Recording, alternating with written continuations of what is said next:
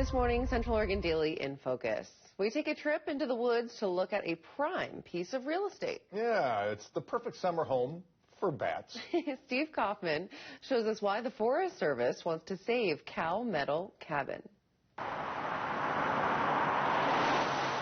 Late on a summer evening, this Forest Service crew's workday is just getting started. That's just earlier this week. The final leg of their commute isn't without hazards. Once you have enough DEET, it's a good time. It's a pretty unique site. Tonight we're doing some monitoring on bat species that are using Meadow Cabin. A valuable piece of real estate for the nocturnal mammals. This site in particular houses somewhere between 200 and 400 little brown myotis bats. What it lacks in curb appeal is made up for in location.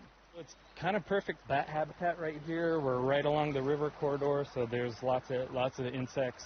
It's got a little bit of meadow habitat, so we kind of have this forest edge is a great place to forage. And then the building itself, the bats are seeking out warm locations to raise their young. Look at it as more of a bat nursery. This site is important as a maternity site. Bats only produce one pup a year. So they need a place that's just right to rear their young. We don't have a lot of known locations of maternity sites. Which is why upgrades are scheduled for this old cabin near Crane Prairie Reservoir on the Deschutes National Forest. You can see where they're coming out from the eaves there. You can see guano plastered on the side of the structure there and then out through the bottom. Built and permitted by the Oregon Department of Fish and Wildlife, the Meadow Cabin hasn't been used by humans in over a decade.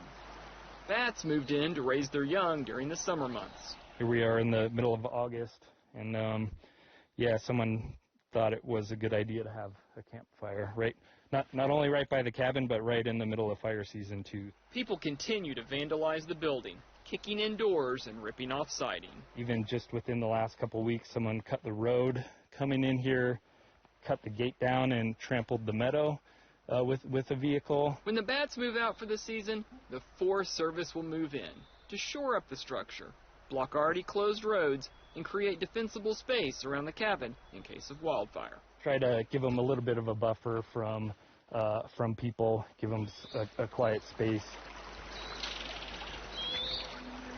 I don't think I'm alone in that. I don't really love mosquitoes, so if you're with me in that boat, then you'll like bats because they can eat up to, I think, 1,200 mosquitoes in a night. Using this ultrasonic device, it's able to pick up some of the bat calls. As the bats come out to forage, they're going to be using ultrasonic calls, echolocation to try to find prey. And then the AI software will help us identify what they actually are. Most will be the little browns. Myotis it's a pretty common genus of bats. They're the mouse-eared bats.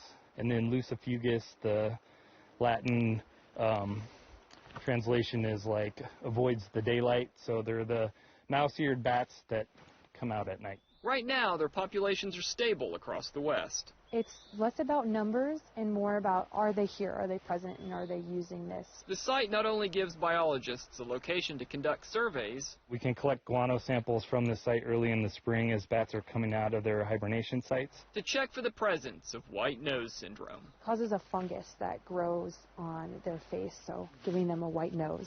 And they'll wake up to kind of scratch that off. Interrupting hibernation, killing colonies. We don't currently have white nose syndrome in Oregon. It's been detected in neighboring states, and with the highest concentration of caves in the state, Central Oregon is in the crosshairs. Just knowing that's kind of looming at our doorstep, having that baseline population data is pretty important for us to know if and when white nose comes, kind of how that's impacting our native bat population. As the bats wake up for the night, the crew gets set to count. Yeah, 30 minutes before sunset. Look carefully. 5 have gone out.